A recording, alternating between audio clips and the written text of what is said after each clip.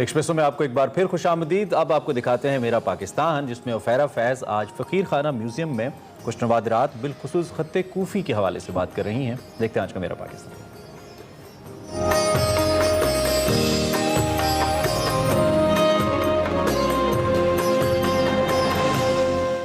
السلام علیکم ناظرین، پچھلے سیگمنٹ میں ہم نے آپ کو مہر نبوت، خط کیراموز اور خط مدنی کے بارے میں بتایا۔ السلام علیکم فقیر صاحب، کیسے ہیں آپ؟ الحمدللہ۔ آپ نے ہم سے وعدہ کیا تھا کہ آپ اگلے سیگمنٹ میں ہمیں خط کوفی کے بارے میں بتائیں گے اور خط کوفی کا قرآن پاک بھی دکھائیں گے۔ کوفی جس کو ہم کہتے ہیں وہ مولا علی کے حوالے سے کوفی کہا جاتا ہے۔ آپ مدینہ چھوڑ کے کوفہ ان کو جانا پڑا، سیاسی حالات ایسے تھے۔ حضرت علی علیہ السلام جب کوفہ آئے تو انہوں نے پھر جو قرآن لکھے اور قرآن کو کمپائل کیا، تو 400 سال تک قرآن پاک حکم یہ تھا کہ اس کو صرف چمڑے پہ لکھنا ہے۔ 400 سال تک قرآن پاک چمڑے پر لکھا جاتا تھا اور خط کوفی میں لکھا جاتا تھا۔ پھر میں آپ کو تازہ کر دیتا ہوں، جو خط کیراموز تھا جس میں مہر نبوت ہے، وہ اس کے حروف تہجی 24 تھے۔ حضرت علی نے ان کو 28 کیا تھا، اور 28 کس حوالے سے کیا تھا کہ چاند کی 28 منزلیں ہوتی ہیں۔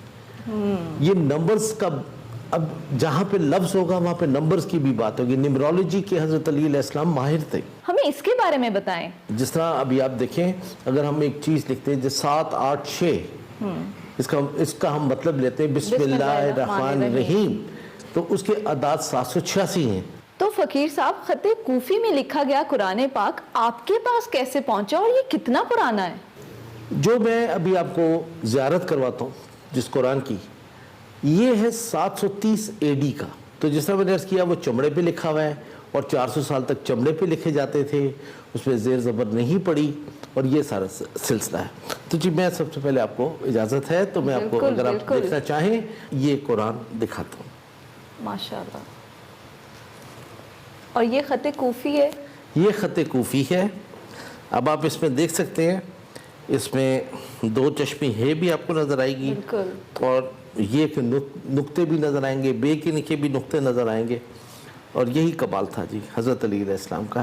تو انہوں نے خط مدنی کو بہت خوبصورت کر دیا۔ اور خیال رکھیے یہ قرآن چمڑے پر ہے۔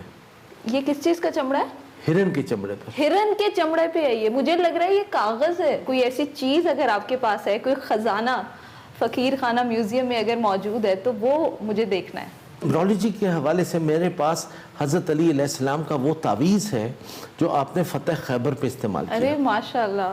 یہ تیموری تبرکات کا حصہ ہے۔ امیر تیمور نے دمشق جب فتح کیا تھا باجیزید یلدرم سے، تو خراج میں اس نے یہ تبرکات حاصل کیے تھے، اور یہ پھر امیر تیمور کے خاندان میں چلے اور بابر تک پہنچے۔ تو بابر کے خاندان میں چلتے ہوئے یہ آخری مغل بادشاہ محمد شاہ تک پہنچے۔ اس کا ایک حصہ ہمارے پاس اس وقت فقیر خانہ میں محفوظ ہے، اور وہ ہے حضرت علی علیہ السلام کا تعویذ۔ اس تعویذ کو کہتے ہیں 100 در 100 فتح نامہ۔ فقیر صاحب، یہ 100 در 100 کا مطلب کیا ہے؟ 100 into 100۔ اوکے۔ خیبر والوں نے، انتر نے اور حارث نے اور مرحب نے توریت، زبور اور انجیل کے رائبوں کو اکٹھا کر لیا تھا اور ذائچہ کھچوا لیا تھا، اور کوشش کی تھی کہ ہمیں کوئی 40 سال تک فتح نہ کر سکیں۔ تو اس کے بعد انہوں نے نبی پاک کو خط لکھ کے کہا کہ اگر تم اللہ کے سچے نبی ہو اور تمہارا دین سچے اور ہمیں فتح کر لو۔ تو یہ ایک جنگ تھی، یہ علم کی جنگ تھی۔ وہ تو واقعہ پڑا ہے کہ جب آپ خیمے میں تھے اور لوگ جاتے تھے خیبر میں کی جنگ کرنے کے لیے، تو ان کے تیر لاغر ہو جاتے تھے، گھوڑے لڑکھڑانا شروع ہو جاتے، بیمار پڑ جاتے تھے۔ ان کی جادو کے اثرات اتنے زیادہ، اتنے پریشان ہو گئے ہمارے صحابہ کرام کہ یا رسول اللہ کیا ماجرا ہے۔ اور 39 ڈیز تک انہوں نے کوشش کی، اور فائنلی یہ ہوتا ہے کہ خیبر کے لیے حضرت علی علیہ السلام نکلتے ہیں، ان کو آواز دی جاتی ہے، وہ تشریف لاتے ہیں اور علم، فتح کا علم ان کے ہاتھ میں دیتے ہیں۔ وہ علم کی جنگ حضرت علی نے جیتی تھی۔ فقیر صاحب، اب مجھے وہ تعویذ تو دکھا دیں۔ الحمدللہ جی، ابھی کراتا ہوں۔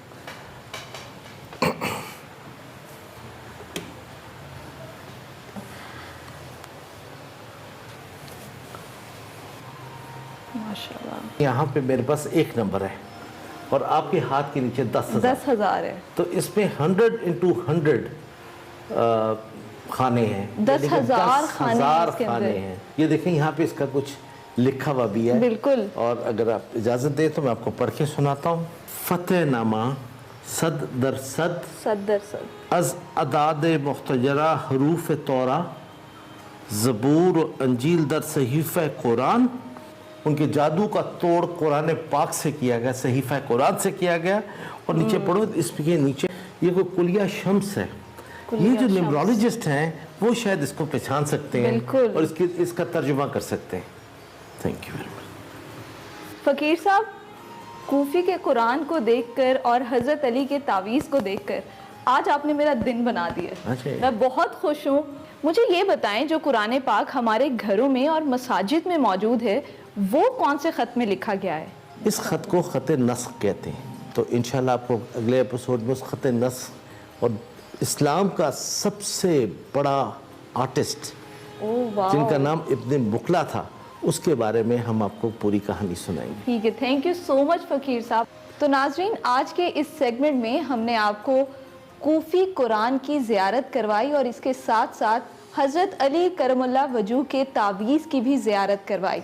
अगले आने वाले सेगमेंट में हम आपको ख़त नस्ख और इस्लाम की तारीख़ के सबसे बड़े आर्टिस्ट के बारे में बताएंगे।